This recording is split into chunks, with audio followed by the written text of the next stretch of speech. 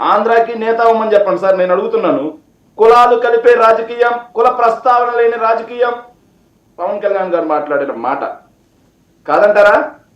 కానీ ఆయన కుల ప్రస్తావన లేకుండా ఉన్నటువంటి ఒక్క బహిరంగ సభ చూపించగలరా?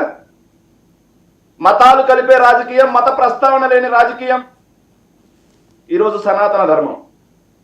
మొదట్లో మాత్రం ఆయన మాట్లాడిన మాట ఏం తెలుసు సార్? మొదట్లో ఆయన మాట్లాడిన మాట, నేను హేతువాదిని, నక్సలైట్ లో కలవడం కోసం పారిపోయా అని చెప్పారు. తర్వాత కొద్ది రోజులకి నేను బ్యాప్టిజం తీసుకున్నాను, మేరీ మాత భక్తుని నేను, యేసుప్రభు భక్తుని నేను, చర్చికి వెళ్తాను అని చెప్పారు.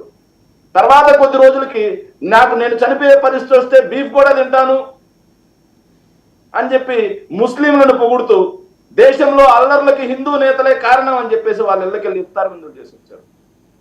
ఈరోజు సనాతన ధర్మం, అసలు సనాతన ధర్మాన్ని పాటించే సనాతన ధర్మం అనే మాట పవన్ కళ్యాణ్ గారి నోటి నుంచి వస్తా ఉంటే దయ్యాలు వేదాలు బలించినట్టుంది సార్.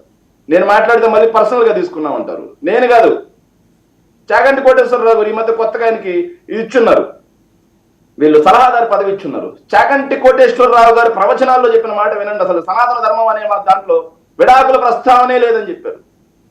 కానీ ఇక్కడ ఏం జరుగుతుందో చూడండి, మళ్ళీ నేను మాట్లాడితే పర్సనల్గా వ్యక్తిగతంగా వచ్చారు అంటారు. ఎస్, ఇంకోటి సార్, అసలు ఆయన పార్టీ పెట్టినప్పుడు చెగోవీరా, భగత్ సింగ్ అన్నారు, తర్వాత పెరియార్ రామస్వామి, అంబేద్కర్ అన్నారు. కానీ వీళ్ళందరికీ విరుద్ధంగా, వీళ్ళందరి భావజాలానికి విరుద్ధంగా ఈరోజు సనాతన ధర్మం అంటున్నారు.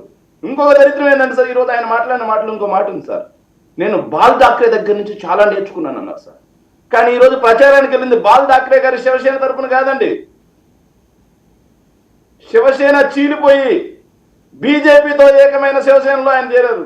ఒరిజినల్ బాల్ ఠాక్రే శివసేనలో ఆయన